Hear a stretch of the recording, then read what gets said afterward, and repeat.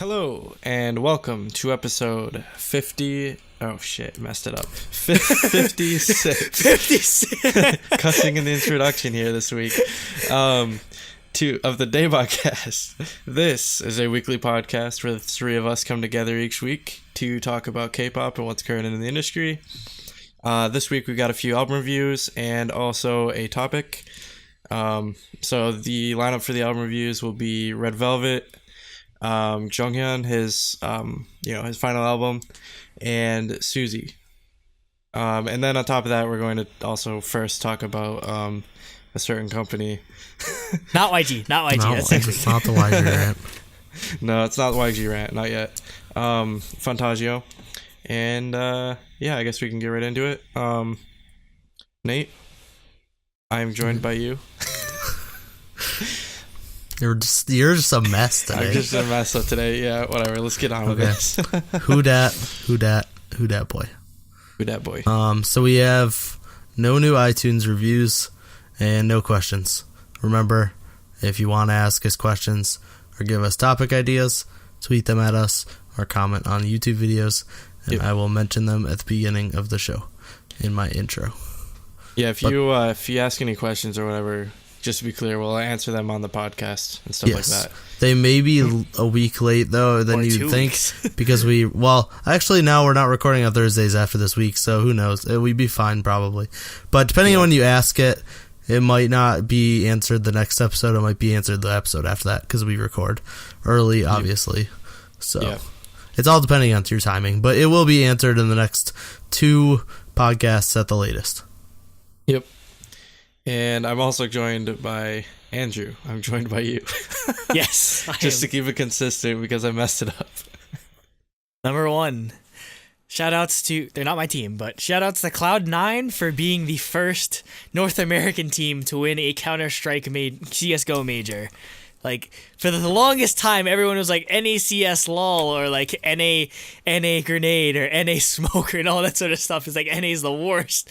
And then they beat literally the top team in the world in 3 games in double overtime to take a major in they played it in Boston too, so they played it was on American soil. Home team, nice. Yeah, oh my god. Wait, it was insane. Who was the other team?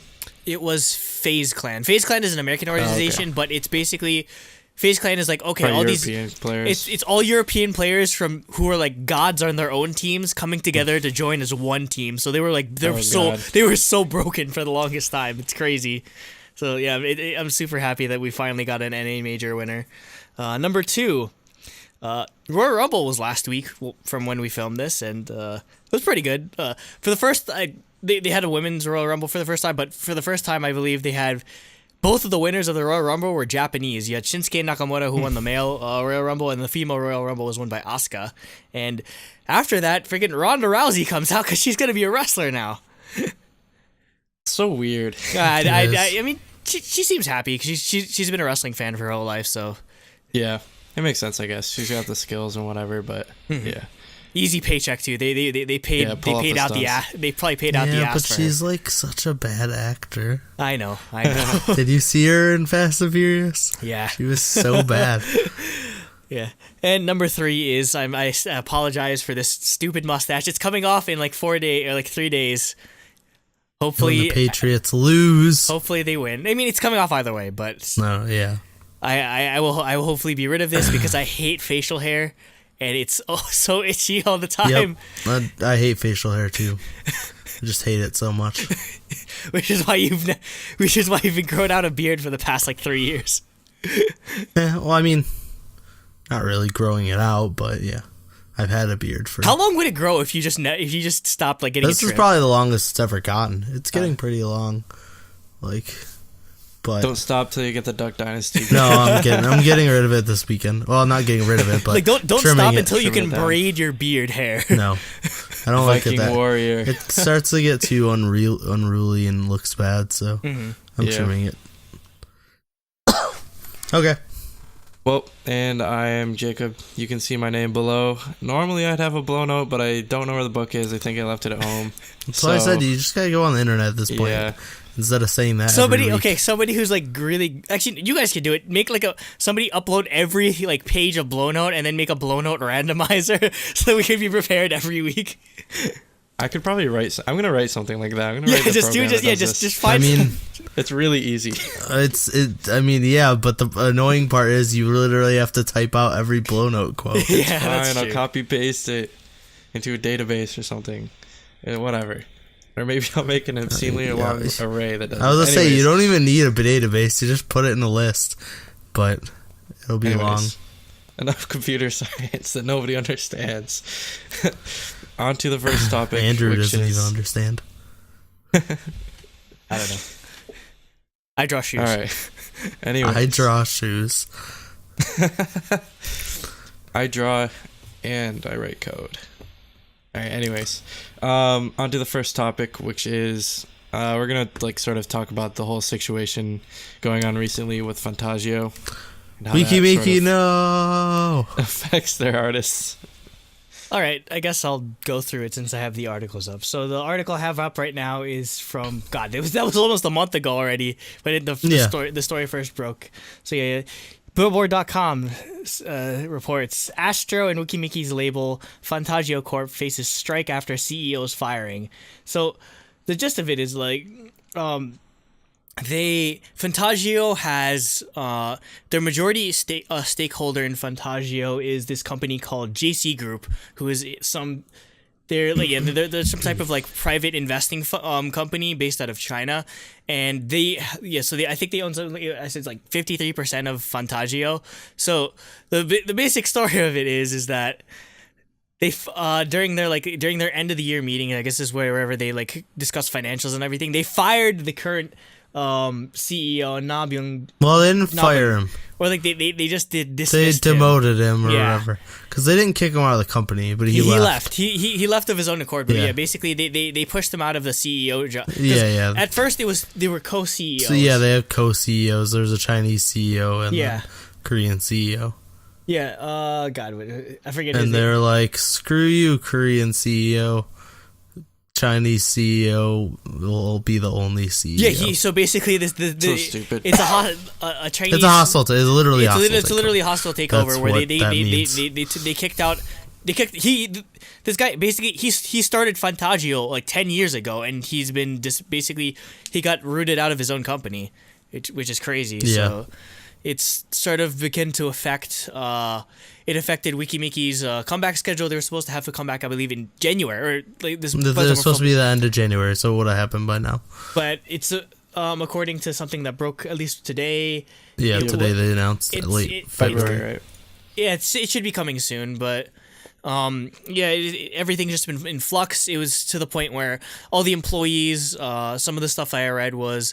Basically, the higher ups suspended their their credit card expense cards. So a lot of like the employees that would take care. Fantagio is a huge company. They have an entire division dedicated to like acting. And, Fantagio is mainly an acting. Yeah, company. mainly an acting company. Like they just had music is just a tiny until Astro.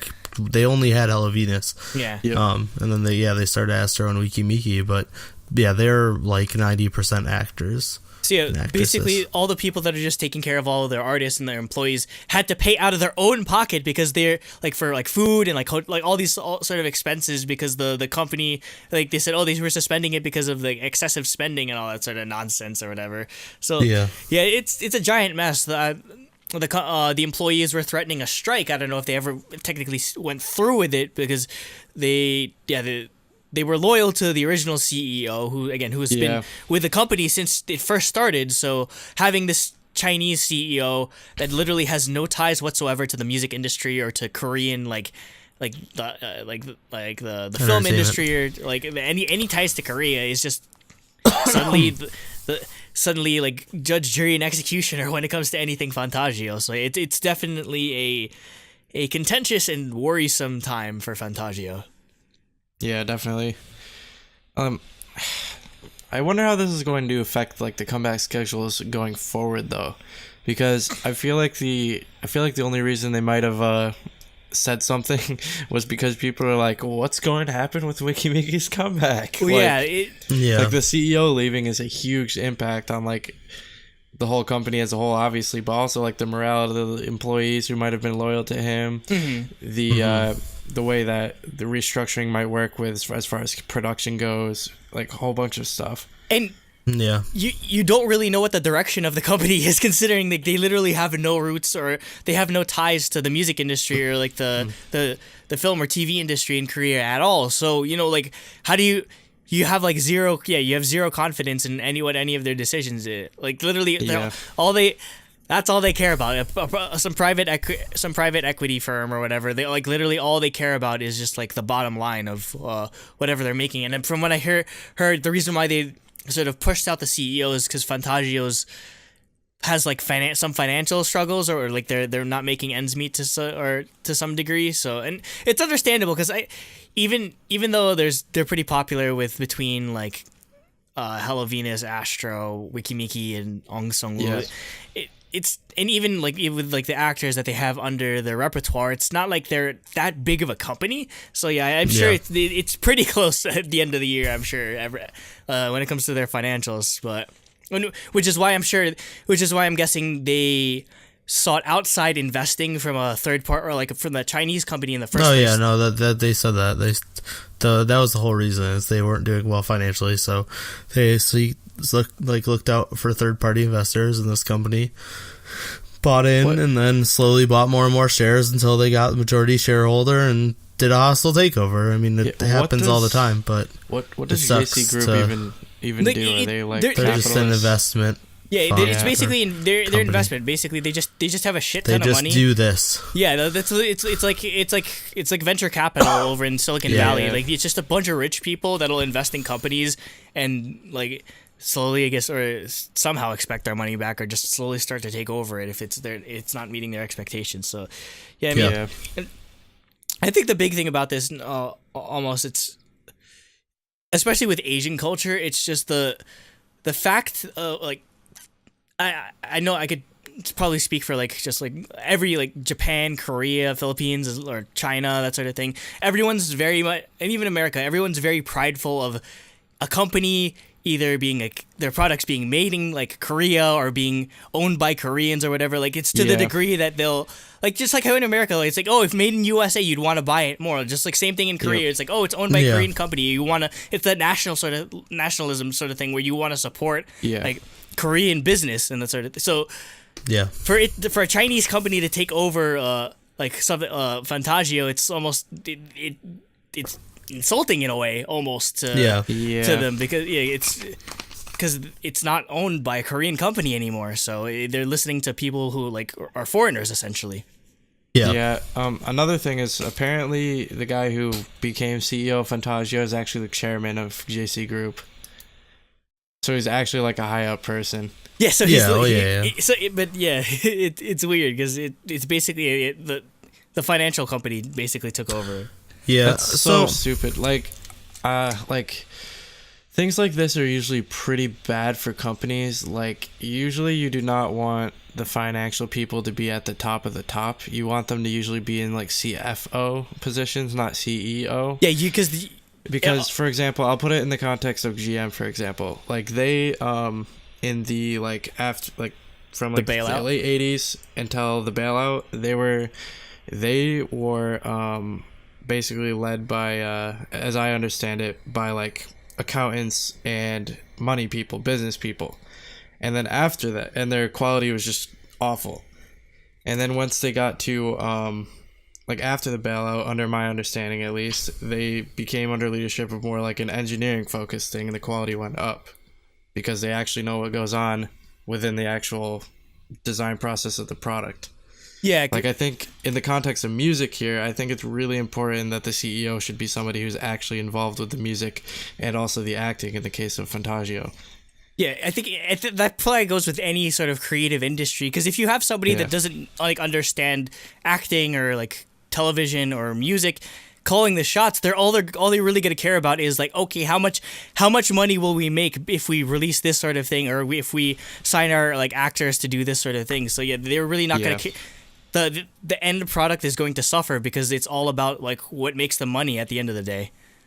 Yeah, well, I mean, I think that could be applied to basically any industry. Like, I think the only place that the business, actual, financial, those type of people, like if they're a finance person, they should only be in charge of the company if that's a finance company. I think the founder should typically be the one, or somebody who's heavily involved in the process should be the one that's actually leading the company. That's my opinion on it, at least. I think the actual content they serve up flourishes in the end. Yeah, I don't think this will actually affect the short term at all. I don't think they're gonna change any plans. Like Astro's tour will be fine. Like Wiki's gonna have its comeback. It's just how and I don't even think it'll affect the long term in terms of them just changing what Fantagio is. It's just questionable what the quality will be. Yeah, I think as long as they let them run as business as usual, I'd be fine with it. It's really good to see, obviously. Exactly. But if they do start changing things or whatever, it's definitely not going to be good. Yeah, I don't think they will, because I mean the whole point of them doing this is they want to make money, right? And I think they're gonna sure they're gonna change some stuff because Fantagio wasn't doing well, but I don't think if anything they might start pushing Wiki more, and it might be helpful for all we know, or in terms of our world. I definitely hope so. But it's just, is that quality going to suffer? Because they're going to cheap out on music. And, sure, they might push Wiki more, but they might give them crap songs, and then it doesn't actually work. Do they, it all depends on how much they actually, influence the day-to-day. Right. I think my only concern is just the fact that they are not an entertainment company. For example, with EXID, they're now owned by Banana Culture. That's an actual entertainment company that bought their Korean company out. Yeah. So it didn't really suffer all that much. So if anything, I guess we'll have to but I mean, Luna is under a warmongering company, so that's true. That doesn't mean anything. But another thing another concern I'd have is that when it comes to Ong Sung-woo and Wanna is that I'm kind of scared that they might pull out. No, not necessarily pull out. It's that there's no way they pull out because it would probably cost $1 billion. No, I mean, there's definitely some type of contract. That contract would be Well, what I'm afraid of is that they see how popular Wanna is, and I guess the weird thing is when with these contracts is that obviously because the whole premise of Produce is that okay, we're not doing anything with these trainees. If they get successful, you get most of the cut because you sort of exposed them or whatever, or got them popular and everything. Is that they're saying, okay, Ong is so popular, so why are we only making so and so much money from him? Or they might threaten to okay, we want a bigger share of the one-on-one sales. I don't think they would, because I mean there's no way they have no bargaining control over that contract. That contract's signed and done. Or not just that, they can't do anything about it. Not just that, is that once he's done, is that I'm afraid that they might rush Ong into solo debut. Yeah, into either a solo debut, or they might hastily assemble a group around them just so we need to, because he's gonna be huge. He's gonna be all of the one-on-one guys are gonna be huge once they go into their solo groups. So that's another worry to have, definitely, that they might just hastily assemble a group just to start making money off of Ong. That's not guaranteed, because I mean most of the IOI branches aren't actually doing that great, so you have no idea. It really depends on how the group does. Honestly, their best bet would just be add him to Astro, but because then Astro's already growing in popularity. I'd be fine with that. And I think you would fit with them very well. Mm-hmm. But who knows? You still got a year for that happens, so. Yeah. Yeah, I mean, it sucks, but I don't think it's the end of the world. No. Hostile takeovers happen, and companies just go on with their business. Who's at the top or who's controlling the top doesn't always actually matter that much. Yeah. I think the main effect will just be the morale of the employees. That's the only thing I'm worried about. Yeah, because that's the people thing. Leaving. like it's not necessarily a racism thing, but like they're probably not gonna want to work with a child when the head of your company is Chinese and he's trying to tell you all the shots and he's like literally come out of nowhere. They're probably not going to want to work. No, with yeah. Like that's definitely like the biggest thing that'll probably happen. I mean, there's a cultural difference. So like if he's telling them stuff that doesn't seem reasonable to a Korean person, yeah, but it'd be perfectly reasonable in a Chinese environment. Like because they run businesses completely different in all of these different countries, so it's not going to be the same. Yeah. I don't know. We'll see. I don't. Yep. Yeah, as long as it does not affect the music, which is ultimately like... Yeah, what matters, right? And also the whatever dramas their actors get to be in. Yo, so I'm like on... that. I have it to the Fantagio wiki page right now. They have a YouTuber under... They have the World of Dave under their contract or whatever. It's this like...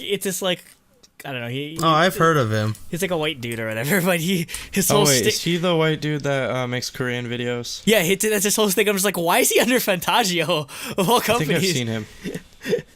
Yeah, that's weird. That was an interesting little tidbit. All right. Well, that was just sort of a quick topic addressing the situation, and I guess if anything major comes about it, we'll probably talk about it again. So, yeah. It seemed like you wanted to say something, Andrew. So that's why I was waiting.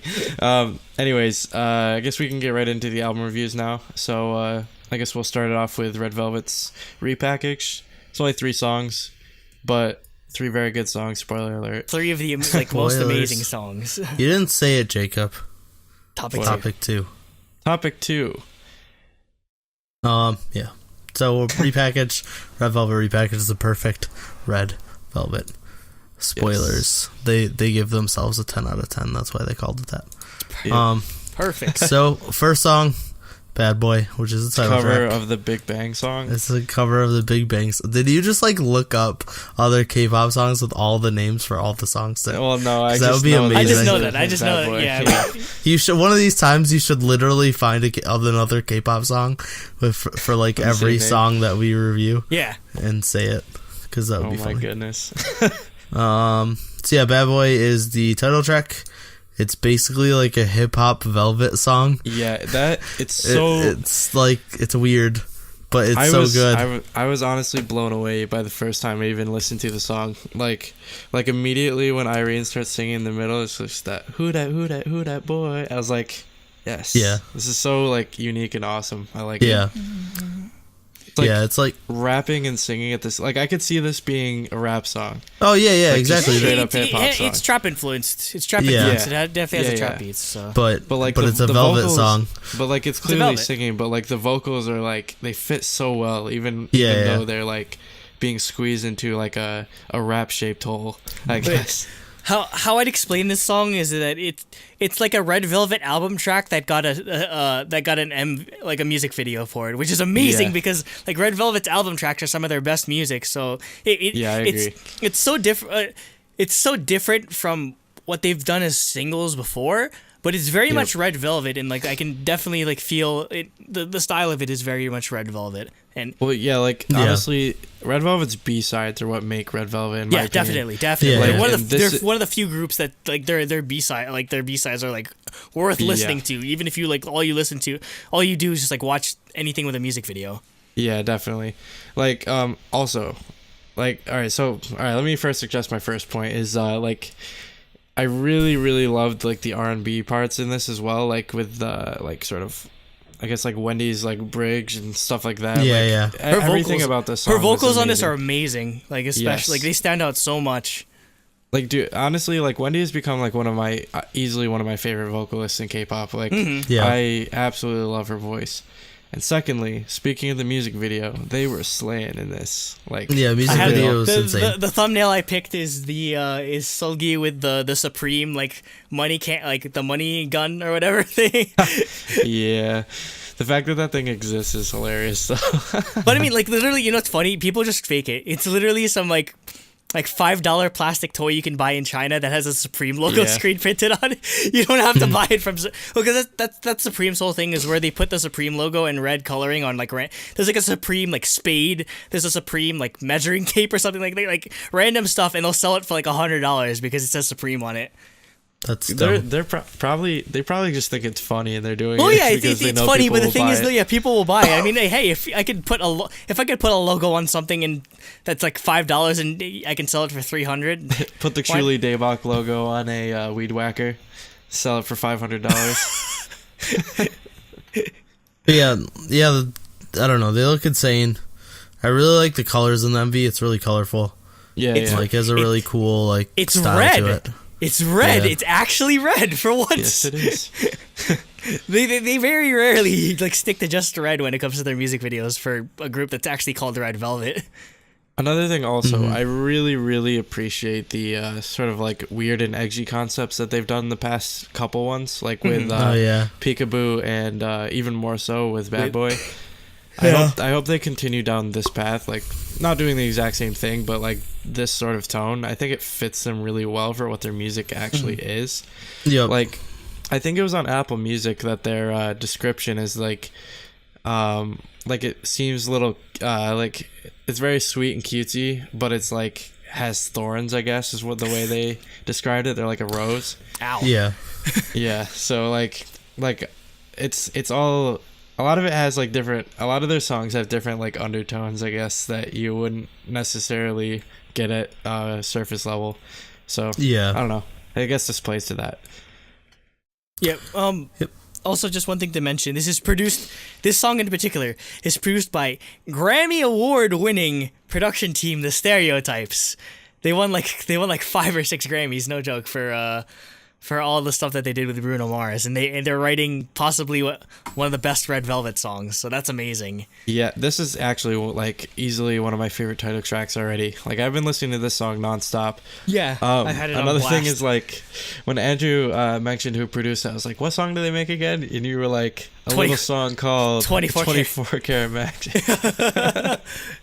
Yeah, it's crazy that somebody like people that produced such a huge hit like 24 Karat Magic, that's what I like 2 of the biggest songs of the year with Bruno Mars, are working on Red Velvet. That's crazy. Yeah. Like how long until we get SM money? How long till we get Bruno Mars in K-pop or like with a K-pop collaboration? Red Velvet featuring Bruno Mars. That'd be sick. It's not gonna happen. But and also just like one last shout out for their not just their visuals but the outfits. They're all wearing Opening Ceremony, which is like one of my favorite clothing brands, and I will legitimately they have like guy versions of like some of the shirts that they have, so I'm legitimately gonna buy it because I love Red Velvet that much. Get the guy version of that whatever thing that Joe was wearing. Yeah, the whole collection is basically just like a white shirt with like an elastic band that says Opening Ceremony in like rainbow colors. It's nice. It's kind of like $100 though. So fashion. Okay, we will move on to the next song, which is it's all right. It's all right. It's all right. This is like electro funk shiny style song. Yep. It's I don't know, like super funky. Yeah. I love fun Red Velvet. Yeah, and this is fun Red Velvet. Yeah, it's just fun. Like Wendy is like really good improvs the whole time, especially during the beginning and during the bridge. Yeah, her vocalizations. Her ad libs, improvs and ad libs, same difference. Yeah. Yeri and Irene have another rap break, and there's a really sweet instrumental bridge. I really like the bridge. I really like the instrumentals in this, like the sort of like synth. It's synth pop. Yeah, exactly. I guess it's in the name. One thing I demand is somebody online make a mashup of All Right by Red Velvet and All Night by SNSD. I think it'd fit really well. Just get Araya to do it. No, but I'd want an entire. I guess they kind of did like a synth pop sort of thing with Russian Roulette. But I kind of want another sort of synth pop track in this vein. So yeah, because this was excellent. This is excellent. Yeah, it was awesome. I had another thing to say about this. I don't know. Whatever. We'll move on. Nope. He forgot it. Yeah, I forgot Anything it. else to say? I always do this. No, I really like this song though. I'd say it's probably my favorite out of the. Actually, maybe not. No, nothing can top Bad Boy because Bad Boy No, is I my mean top out of the five. two that aren't the title track. All three of them are really good songs. Yeah. Let's just move on to that next song. It's Okay, hard to moving on to Time to Love. This is Red Velvet, velvety ballad goodness. pick. Amazing. Is what this is. That's literally all I had to say about it. You know what that is. Like honestly, I don't need to describe a Red Velvet ballad. Like their Red Sides is usually like what people know them for and what they're most popular for. But like I really really love their R&B Velvet side. Like One of These Nights is my favorite Red Velvet song. Like period. Like I love that song as well as the Velvet. And when Perfect Velvet came out, it was sort of like a happy medium between Red and Velvet. I was so happy. And I guess this is one of the tracks that sort of leans back towards the Velvet side. And I don't know, it just reminds me of why I love them so much. Yeah, and I remember we were kind of worried when they started going away from the album concept sort of thing, but it doesn't seem like they've necessarily neglected the Velvet side as much as I thought they would. Yeah. I do wish they could have. I do wish we could still get a Velvet single though. Yeah. Well, I mean, we kind of did with Bad Boy. I think Bad straight Boy up was, Velvet. Yeah, this is like this is gonna be their Velvet title tracks from now on. Like, I don't think they're gonna go back to ever having like One of These Nights title track, but I think this is the closest we'll get. Yeah, I think the nice thing with Red Velvet is usually there's for a lot of K-pop, there's usually there's some level of drop off in terms of the quality between title tracks and the album tracks. I don't really I don't seem to notice that as much with Red Velvet. Like there's a lot of the production that goes into all of their albums is so excellent from top to bottom for the most part. Red Velvet is one of the only groups that like they stay consistent always. Like for me, like everything they've put out is between like 8 and 10. Like nothing they've had is below an 8. Like that is insane. So yeah, they're easily one of my favorite artists. And like again, this is only 3 songs, but like it just shows like I don't know, everything they put out is great. And so we're all giving it 10s, right? Yeah. You better. Still 10. Yeah, the original was 10. Yeah, so there's no way take away from that. Yeah, it's like 11. We're cranking it up to 11. Basically, this makes it 11 out of 10. Basically. Yeah, because it's just a lot of times too with repackages, like the single or like the MV that comes out isn't as good as like the original one, but this is the case where it's just as good, if not even better than Peekaboo was. So. Yeah. I like this song way better than Peekaboo. Yeah, I like Bad Boy a lot more than Peekaboo. Yeah, I think I have to say that. I love Peekaboo, but I love Bad Boy so much. So I can't wait for them to put out. They're probably gonna disappear for the next couple of months, but I can't wait for them to put out like their next EP. Yeah, I think I'm actually gonna try to buy the Perfect Red Velvet because actually apart from me being broke, one of the reasons I didn't buy the Perfect Velvet is because like. You wanted a repackage? I wanted to make sure there wasn't like a deluxe version like Taeyeon because I got burned by that. Yeah, hey, I know, it's so annoying. Real fans buy both. Real fans buy both. True, hey, but poor fans buy one version. I bought Toys Coaster Lane 1 and Lane 2, even though it added freaking 2 songs. I bought several repackages that added 2 songs, and then I bought multiple versions of the same album. But yep, okay. So 10 out of 10. Yes, easy. 10 out of 10. Truly Daebak. It gets the shiny. Hopefully Jacob remembers to put it on there this time. Yeah, I will. With Red Velvet, I don't think we've given them anything under a 9. Like, since we've started the podcast, no, it's like Red Velvet and Card are like the only things that get perfect scores all the time. They set the bar for our at least our music reviews. So yeah, so I guess moving on to the next review, topic 3. This is Jonghyun's last album before he passed away. Poet Artist. Yep. So we're reviewing Poet Artist. Yep. The first song is Shinin', which is the title track, and got an MV. This is like pretty much exactly what you'd expect from Jonghyun. Yeah, it's very much electro pop, funky is. electro pop. Yeah, like which is amazing because I my jaw dropped when I first heard She Is, and this is just more of that electro pop future R&B sort of influence to it.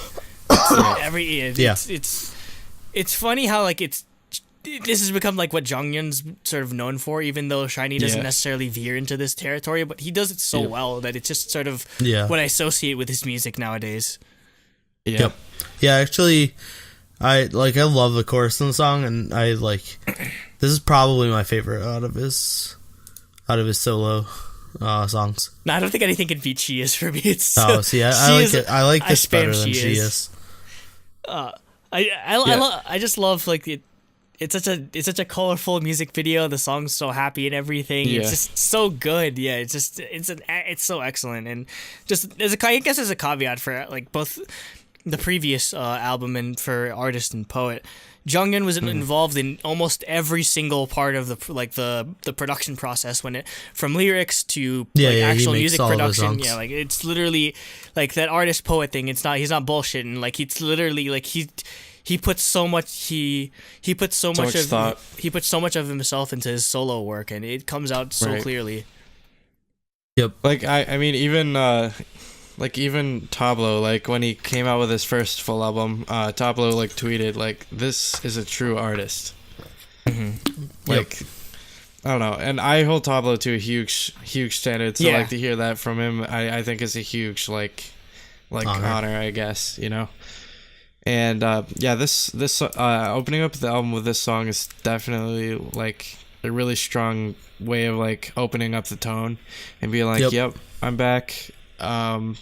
This is what I got." And yeah. Yep. So next song is Only One You Need. This is like electro house, tropical house, and I love it so much because I love house music. It's probably the closest anyone from SM has ever gotten to doing tropical house. Yeah, I think. It's just like Red Velvet does tropical house. Zoo, like Cool World and Zoo. Cool World and Zoo are under tropical house. I put that under deep as opposed to less tropical. But Mojito. But yeah, this song, Mojito. But yeah, no, this song's just like, I don't know, I love this song so much. This one's good too. This is my favorite song on the album. It's like, it's just got this really cool like chill drop, and then it drops again after the chorus. But the first drop is like barely a drop. Like it's not what I expected at all. Yeah. It just kind of just like, I don't know how to describe it. You just have to listen to it. But it's really cool. And then after the chorus, it does an actual drop. Mm-hmm. Yeah. This really reminded me of Move, Taemin's Move. Yeah, and, it sounds like a song that Taemin would put out as opposed to Jonghyun. It sounds like Taemin's Move, and it reminded me of Taehyun's I Got Love. Like, it reminded me of both of those songs. Yeah. One thing I really liked about the song is its use of space. Like, it starts off very empty and then fills up as it goes along. That's something I really enjoy is when artists like make use of the soundstage. Silence. Yeah. So and silence and stuff like that. Like what I meant by use of the soundstage is it like literally sounds like it's physically like filling up with more like instruments and stuff like that. Yeah. So, yeah. Maynard, anything else? That pretty much covers everything. Like, it's my gushing over it covered everything. Yeah, pretty much. It's just excellent when it comes to like the production, vocals, everything about it is just so good. Yeah. Yep. Next is hashtag. Love the name of this sharp song. hashtag. It's hashtag. Pound hashtag. So this is another like funky pop song, but this is a lot more chill. I really like the laid back aspect of it, and he used a vocal style that really fit it. It's like he's really droning in this song. Yeah, it reminded me of like something like Zion T would make. Yeah. Which it makes sense because I think he takes a lot of inspiration from Zion T a lot as well, or at least like they're friends and whatnot, because they collaborated on his first mini album, his debut mini album. Okay. With Deja Vu, which is actually one of my favorite songs by him. Yeah, you're right. So I was definitely happy to hear this song and the style that he's doing. Yeah, the instrumentals, it's just like a really like solid R&B track, again, much in the same vein of Zion T. So it works well with Jonghyun's voice. For sure. Yep. Next is Grease. This is similar to Shinin', but it's got like more of a mysterious vibe. Is how my best way I could describe it. I'd say it leans more towards the future bass end of the future music spectrum as opposed to future R&B. I love the drop and everything, and as part of it, just great. And I'm just I feel like Jonghyun is so underrated when it he's definitely known for his vocals and is obviously being part of SHINee. And I feel like his production has been so underrated for all these years. I just feel like nobody ever really appreciated just like how good his production is. Again, he's just. I remember reading an article about I mentioned this when we talked about his passing, about how he fought for to have control over how he wanted the music to sound on his debut solo album and everything, and you can definitely feel that you can definitely feel the direction that he's going into, and you definitely feel the vision that he had when it comes to his entire album, not just with these the feature bass tracks or whatever, but I like that he wasn't before SM ever before SM started to push into this electronic sort of sound. I feel like Jonghyun was one of the first people that was doing it under the SM brand, and I love he was able to push that boundary for the entire company. Yeah. I like the song a lot actually. I guess if I go with another synesthesia comparison, it sounds very heavy, gravity wise for some reason. Yeah, I just feel like I'm walking bass. and sticking to the floor more. It could be the bass. I think it's also the way he's singing. It's the bass. It's I don't know, just some sort of invisible force pushing down on me. I like it. It's a good song, and it sets a good tone. Yep. Next is Take the Dive. So this is another weird, mysterious sounding song, but I really, really like the guitar in the song. The guitar gets you right from the beginning, and just that's what kept me into this song. Yeah, this was actually one of my favorite songs in the album. I really, really like the sort of it takes his normal style and sort of mixes it with almost a rock anthem vibe sort of thing. Yeah, it's definitely like a western sounding song, like an American sounding song, right? Yeah, definitely. I really, really like the instrumentation, like Nate said, with the guitar mixed in, and I don't know, his vocals really, really stand out in this song to me, even more so than they normally do, because I already considered Jonghyun to be probably one of the best male idol vocalists. Yeah. He was in SM the Ballad. That's all you need to know. He was singing alongside Taeyeon. Yep. That's how high of a standard I hold him to. And in this song, I really enjoyed his performance. So. Yeah, so I'm pretty sure this is the song that people in Bronze Elo League of Legends hear before they tower dive and to take the dive. Oh, I can kill him! I can kill him beside Tier 2 tower. Stop feeding, damn it! No, but yeah, I love the echoey part of the vocals, and I love the chorus especially. It sort of emphasizes that the most. So yeah, another excellent track off of this album. Yep. Another thing I like to mention actually is I really like the sort of whispery sort of tone it takes. It's really pleasing to my ears. That is, it's he uses that. It just feels like he's actually singing right into your ear, whispering. ASMR. Yeah, basically. He does that in a couple because he does that in a future song that I marked. Yeah. Next is Sightseeing. So this is just straight up funk. This is a funk song. Yeah, the electric keys are so good. It's got a brass solo. His falsetto is straight out of Motown. Everything about this song I loved. I think that's the one thing it's definitely going to be hard to replicate. His Jonghyun's falsetto is it's iconic. Definitely, you can recognize him on any sort of piece of music just because of how well he executes it. Yeah. Also, I think honestly with this song the best part of it is the instrumentation. It is so that brass solo to this, Yep, that brass solo got me. I loved it. Anything else? Nope. It was a really good funky song. I think this is also actually one of my favorites. Yeah. Moving on to the next song, which is Rewind, which is a minimalist electropop. One of my favorites. Song. And this is the other song I was saying with like Jacob, like he has a really cool vocal style where it's like he's basically whispering. Yeah, this is what I describe as this is basically H&M music.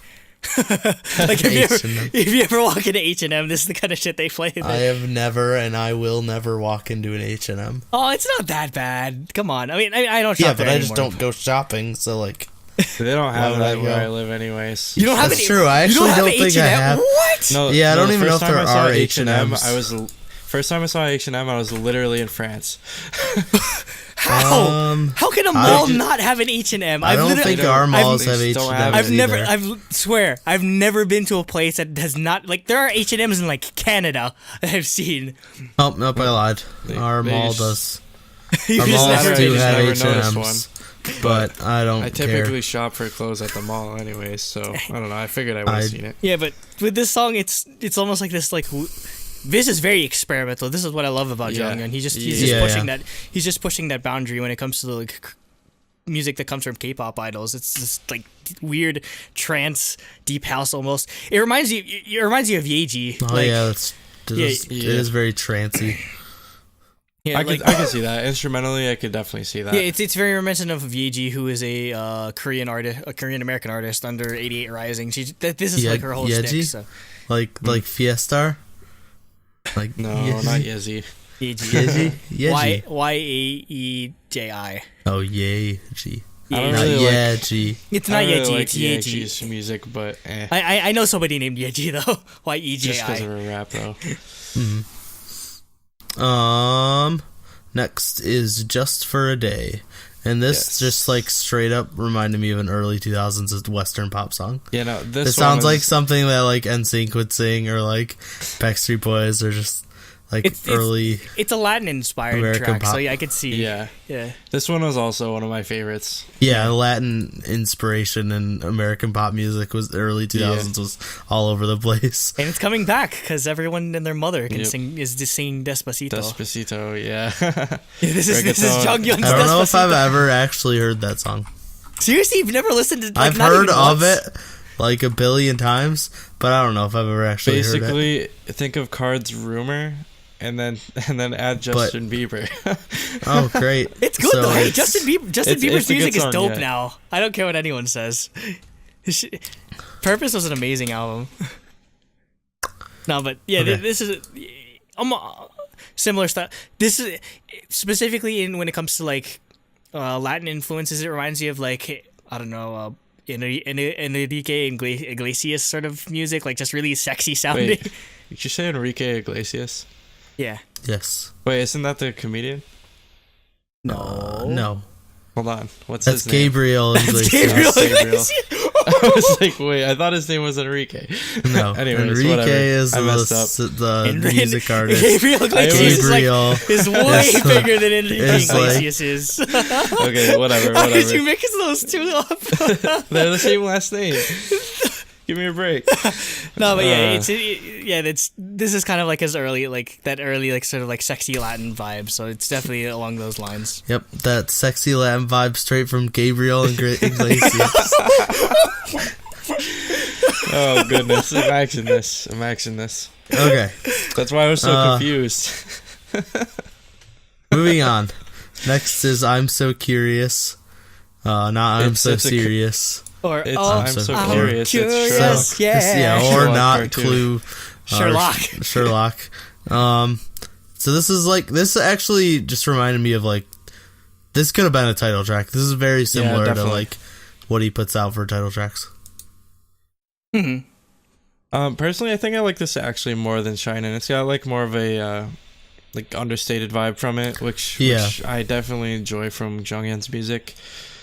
Yeah, I guess I enjoy like sort of like something you can just vibe to, I guess, while it's playing in the background or while you're studying or whatever. This song does that for me. So it was chill. Andrew. Yeah, anything else? Not much else to cover about this song, but it is pretty funny though that it's almost like the same exact lyric as Sherlock. Yeah, I know. I noticed that. I was just like, wait, Sherlock. Serious. God, that was such a good song. I think Sherlock might be my favorite. That might Sherlock, be so good. That's my favorite Sherlock Chinese song. is just like Sherlock a genius song because of the fact that it's a mashup, a perfect mashup of two songs, and then you don't even realize it until you get the album and you listen to them separate. No like, joke. This sounds really weird. No joke. I don't think I've ever listened to Clue and Note by themselves. Separate? I've only listened to Sherlock. I mean, I have because I've listened to the album a few times. No, I only listened to Sherlock. It's so weird freaky. sounding. Try it out. It sounds so weird. I don't know why anyone has ever done that again. Like where you. I know, it was a really cool idea. Yeah. Yeah. Like make two half songs. Yeah, it worked perfectly. Match together perfectly. They probably what it was. They had two demos. And they're like, these aren't good enough to like release normally. And then they're like, they're pretty similar, so let's just mash them together and see what happens. Yeah. And they're like, wow, this is amazing. Next is Sentimental. This has got like sweet lounge piano. Yep. Super more on. Like a lot more R&B than most of the album. R&B like beats, very New Jabaz-esque, where like it's just like chill piano vibe, going in the background. Yep. Yeah, like Nate said, like very lounge. Like this would play in a dimly lit coffee shop. Yeah, exactly. A lot of the piano instrumentals, I'd have to say, were excellent. Yeah. On this album in particular. Like a lot of this piano stuff is a lot in this song. I mean, it's a lot reminiscent of what's people do a lot in like lo-fi music now. Yeah, basically. So it's a lo-fi song. Yeah. He's singing over lo-fi, basically. Yeah. And finally is Before Our Spring, which is a piano ballad, and I basically couldn't write anything else because I watched the music video and I got really sad. Oh, I did. There was a music video for this? Yeah, it's like a tribute video basically. Oh, I didn't see it. So it's like a bunch of different clips of like him talking like from debut and like concerts and stuff. It definitely feels like sort of a goodbye, or like it's definitely his last song, like literally his last song. So I usually don't look up lyrics when it comes to for K-pop because I feel like I didn't, but I can even infer some stuff from the title. Well, yeah, but like spring is often seen as like life after death, like that sort of thing. Oh yeah, when it comes to Asian, like I looked up the lyrics. Rebirth. Yeah, Asian culture, like exactly. Spring is very much like thought of as like a beginning or whatever. Like in Japan, they start their school year in spring, because like it's when the cherry blossoms bloom, not fade. When the cherry blossoms fade. No. You're not. No. Not that. But it's very much thought of as like the start of something. And I looked up the lyrics, and it's a sad song hidden with it's a sad song tinged with sort of hopeful lyrics. Like the sort of like the sort of premise of the song is that like, you know, I hope that my spring will come soon. But it's talking about like fear of, I don't know, just like the lyrics are addressing some like sort of like person, and like they're afraid to approach them, or they're afraid that they'll like drag them down or whatever. And I feel like a lot of it is definitely dealing with depression or just like your like mental health and that sort of thing, where it's something that I can personally relate to. Or sometimes you're just like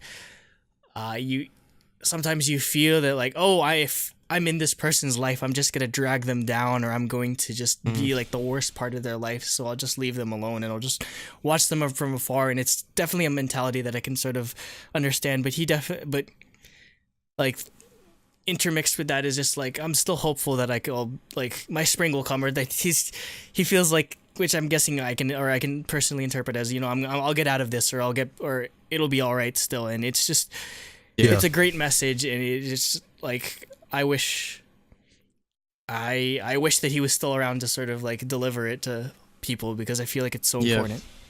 Definitely. It's, I don't know. I guess you can look at it from either positive or like a sort of bittersweet, sad. Yeah, exactly. It really is bittersweet message. Yeah. Which I find that really great about this song. Like, I really, really appreciate a good ballad, and like honestly, this is actually probably my number one song on the album. Yeah, definitely. I like, teared up listening to this. Yeah, well, like you can even hear it in his voice. Like, not even like taking into considering what happened. Like, I don't know. He's just Like there are some ballads that literally just get me. Like for the first time I listened to Taeyeon's "You Are," like I even almost teared up just because you could feel the emotion in her voice, and this is very similar effects for me, I think. So yeah, definitely one of my favorites by him. Like overall, like especially towards the end, like there's just like you can feel the emotion on his voice, definitely. And it's just. Yeah, it's very sincere. Yeah, it's definitely you can feel how much he put into this entire album, and I mean it's just again it's so fitting. It's called Artist Poet. It's literally him, like he's literally like pouring his feelings, like his like how like everything that's floating around in here is what ends up coming out through his voice, and it's something that like you can anyone I feel like. Regardless of whether you struggle with depression or suicide, I feel like everyone can sort of relate to and understand how he feels. What he was trying to tell. Yeah, definitely. I feel like I guess in the long run, I feel like this is just going to be this is an important K-pop album, and I mean it's very rarely do we get albums like released posthumously where like so many people like Michael Jackson or like Tupac or whatever, whenever after they die, people just sort of like mash tracks together whenever like, oh look, it's a new album, but this really was like his last piece of work before he died. So it's and as sad as it is to lose someone like Jonghyun, I feel like it's a fitting goodbye, and it's a wonderful like sort of thing to have, you know, just before, just as it's an everlasting memory of him. And it's imprinted there forever. We can celebrate his work and his genius in his life. So yeah, we thought it'd be disingenuous to actually rate this album, like numerically. So it's just not.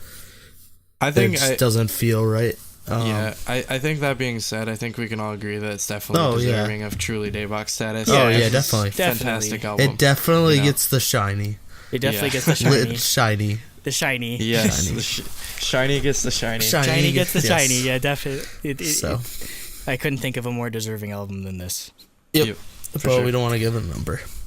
Yeah. Okay.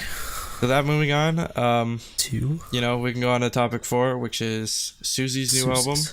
Yep. Faces of Love. Suzy's mini album, Faces of Love. It's really confusing because it's called Faces of Love, but the album cover just says Holiday. Oh, does it really? I didn't even notice that. I'll save that for later. Yep. So the first song is "I'm in Love with Someone Else," and speaking of ballads that hit me, this actually did. Like this is like "You Are" level piano and string bass ballad. So again, I was just gonna say, I'm gonna go right out there. This is also like this is straight up my favorite song on the album. Yeah. So like starting off like right away, I was like, oh, this is interesting. They're starting with a ballad. Like that's not what I expected from Suzy.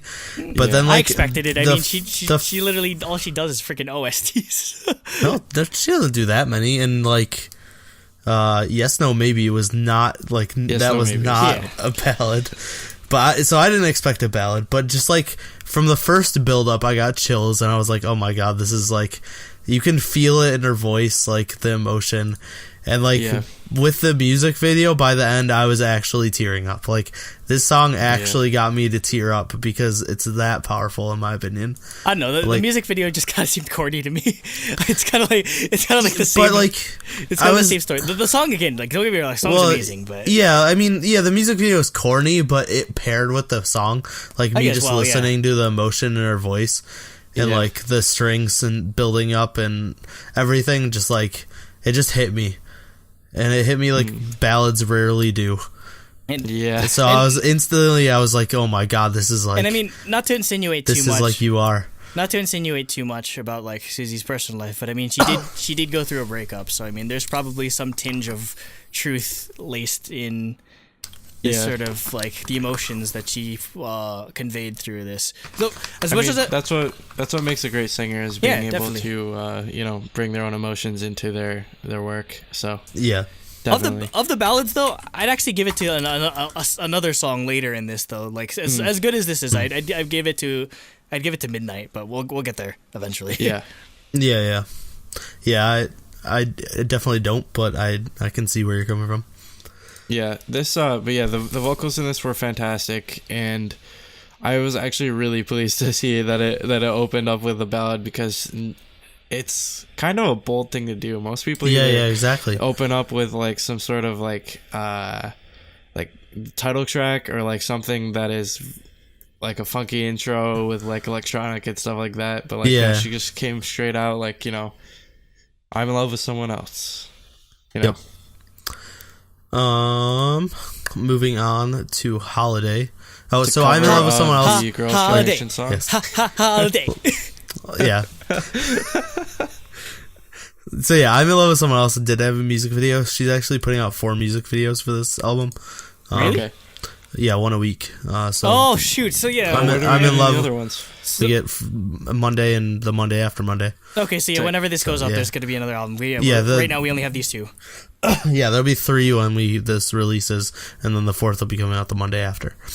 But yeah, I'm in love with someone else came out the week before the album. Yep. Holiday is the actual title track that came out with the album. So Holiday featuring DPR Live. It's an R&B song.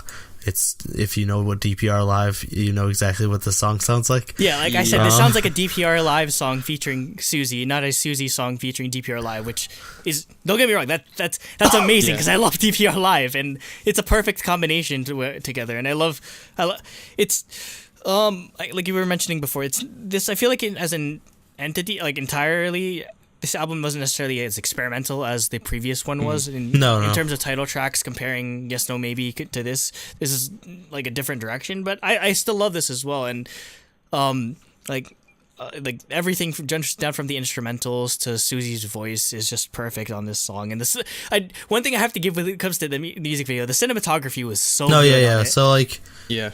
Before we get there, I just want to mention the muted trumpet in the song. They use muted trumpet a lot, and I thought that sounded like that added to it. Yeah. But yeah, the music video is shot insanely well. Like the cinematography, like the locations, like Suzy herself just looks insanely amazing. Good. She looks so good. Jeez.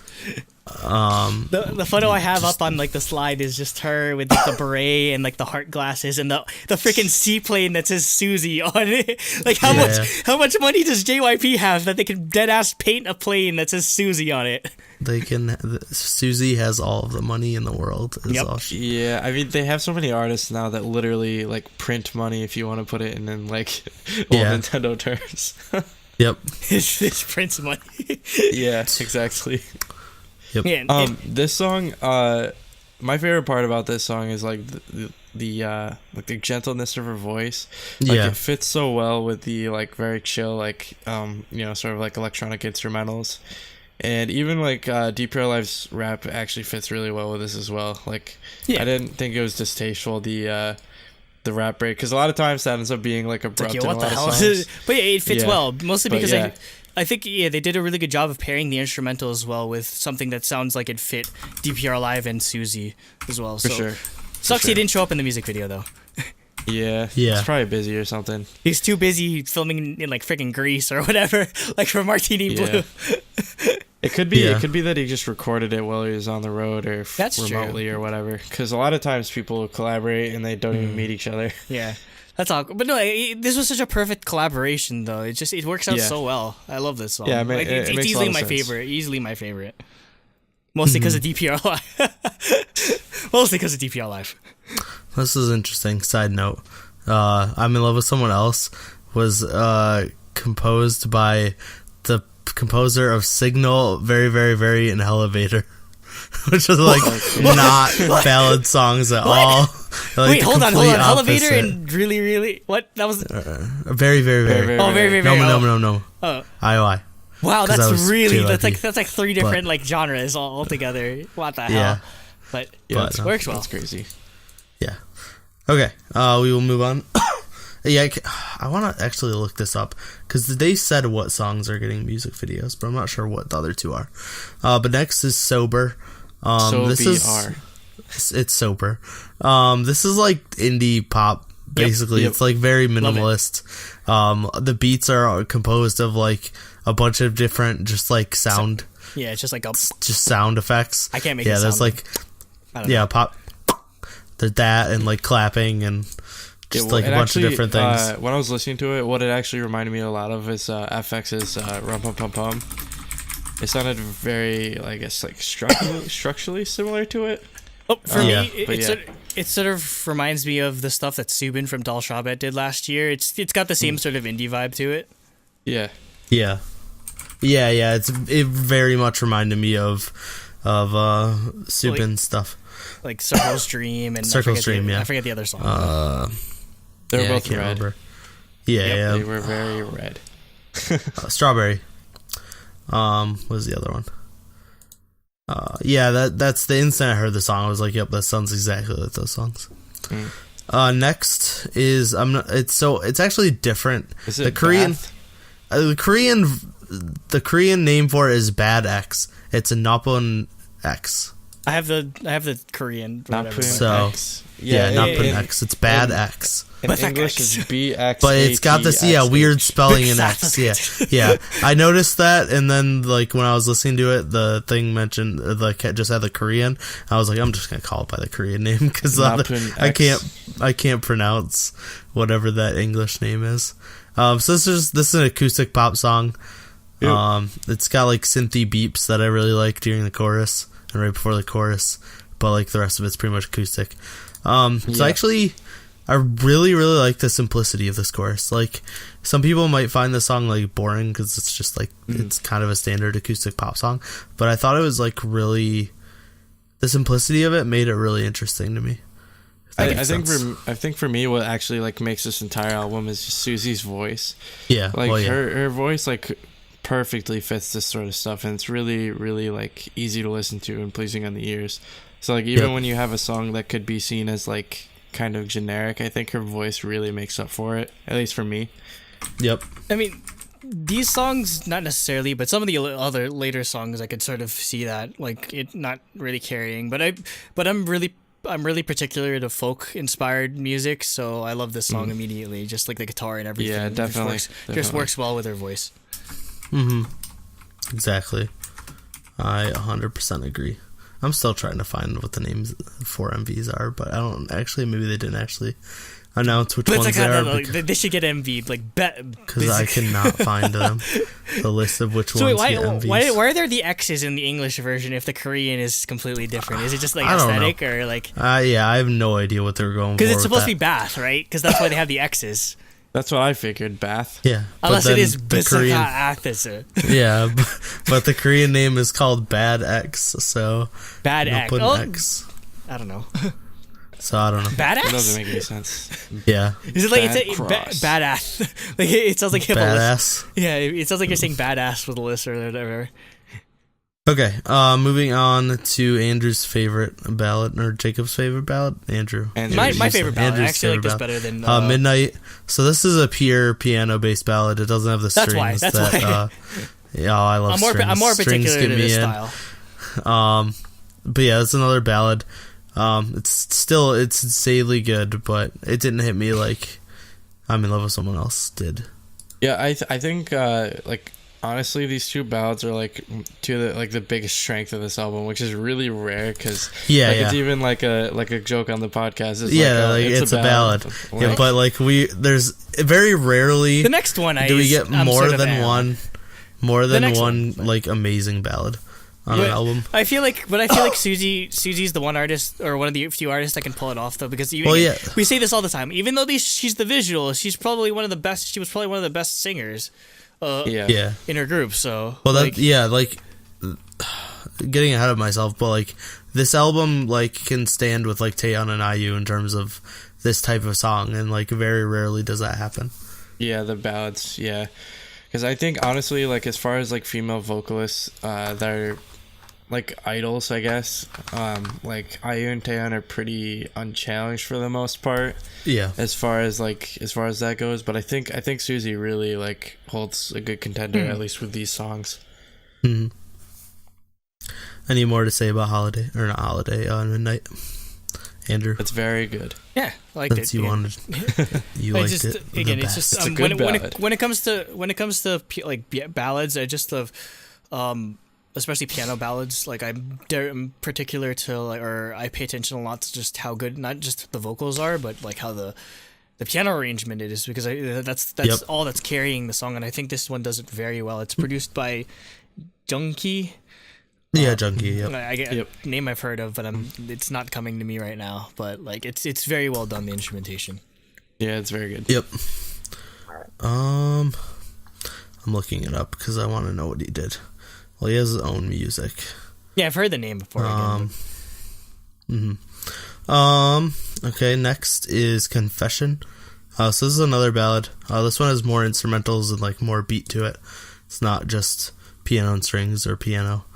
I agree with you, Andrew, that this is probably the weakest of the three. Yeah, this is the weakest of the three ballads. But it's not bad. It's just not on the level that the other two. Yeah, same. I think if this were on like releases list or whatever, I'd probably be like, it'd be one of the ones I'd be like, it's a good ballad. It's a good ballad. Yeah, exactly. That's exactly how I felt. Like, I didn't add a ton of comments to it because it was like, compared to the other two, which like blew me away, this one was just it's a good ballad. Like, it's not total. It doesn't like. It's still not nothing special, but it's still like pretty good. Like, the vocals it's still are really a step above the millions of ballads we hear every week or every month. Exactly. So, but it's not the first two. It's not Midnight or I'm in Love with Someone Else level. And finally, we have Sleeplessness, which is another like indie song, but it's slower and like less upbeat than what was it? Which one is it? Bad X. And Sober. Yeah, I really like this song like a lot. It has a really good synth solo. I really like the synth solo. Reminds me of something that'd be on like IU's last two albums. Yep. Something off a palette. You know, we both really, all of us really love that album. So like, yeah, definitely love that style. Yep. Andrew? Yeah, this was probably like the least standout of the songs to me, at least. I don't know. It was one of my favorites, actually. That's funny. We don't usually clash that much to where it's someone's favorite and someone's least favorite, but it happens every once in a while. Yeah. Okay. So overall, for me, like I said, I did not expect this from Suzy. Especially after Yes No Maybe. I thought we'd get another like type of like dance track like that. Yeah, definitely. And she like just showed all the haters that she's not a pretty face, and it blew me away. So I went all in. I gave it a 10. The ballads on this hit me like very few ballads do. So easily 6 out of 6 for songs, and I thought the music video for Holiday was shot insanely well, and the styling and everything. So 3 out of 3 there. And then obviously a bias point because I met her and she signed my name somewhere over here that I can't point. Okay. Yeah, go ahead.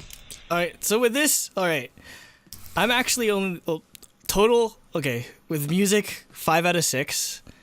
Concept 2 out of 3, bias 1 out of 1, so it's an 8. I'll explain though.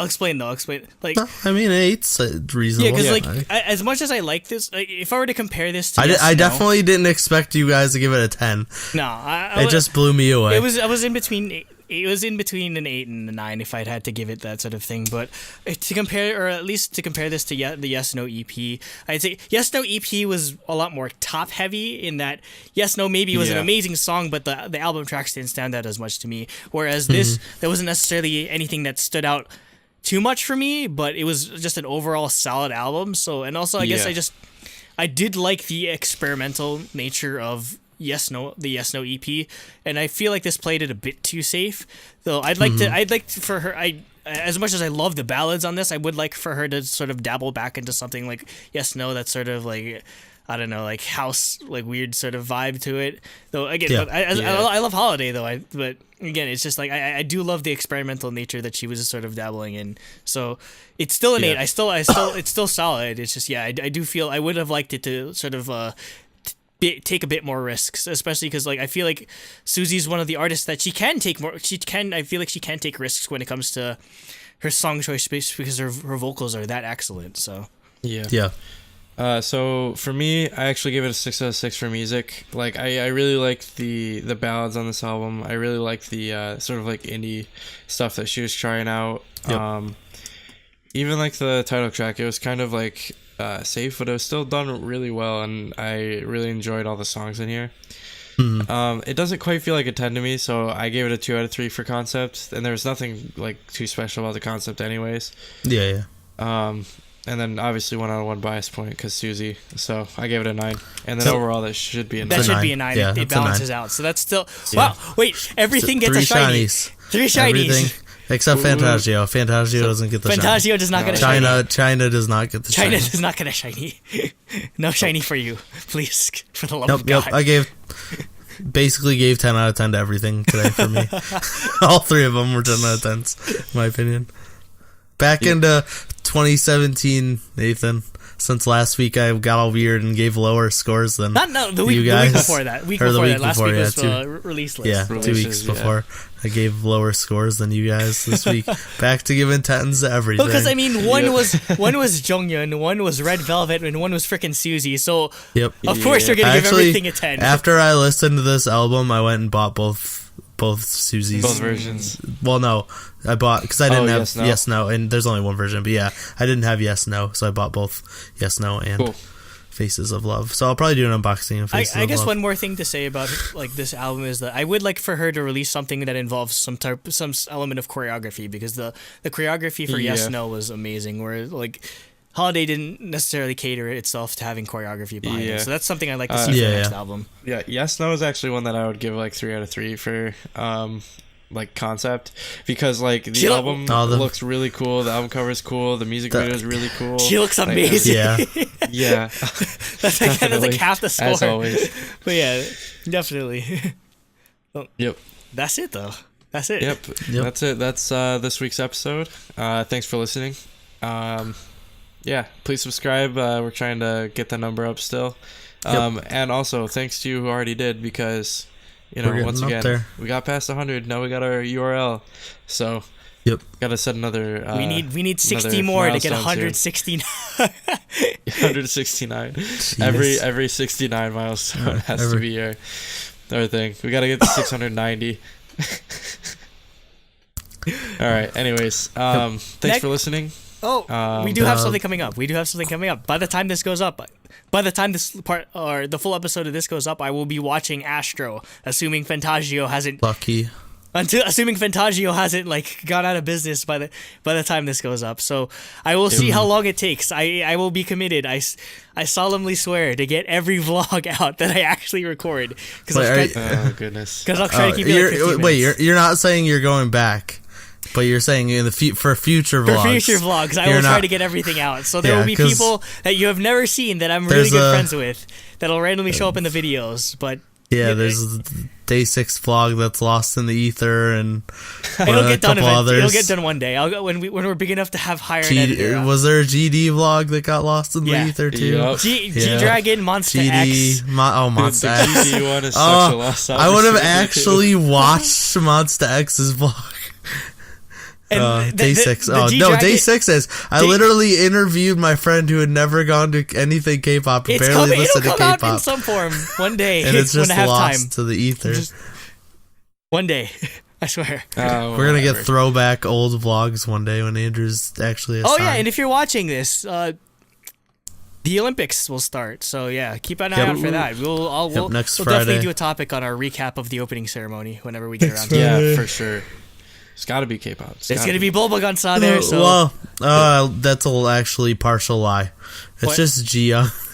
Ji-young's doing it. She's doing a collaboration with some people. So Bulbagon's not actually going to be there. If it's just all collaboration stages, like Mama style, not Mama style, like Gaio Daejun style, I'd love that. Ji-young's doing some collaboration with some people I've never heard of.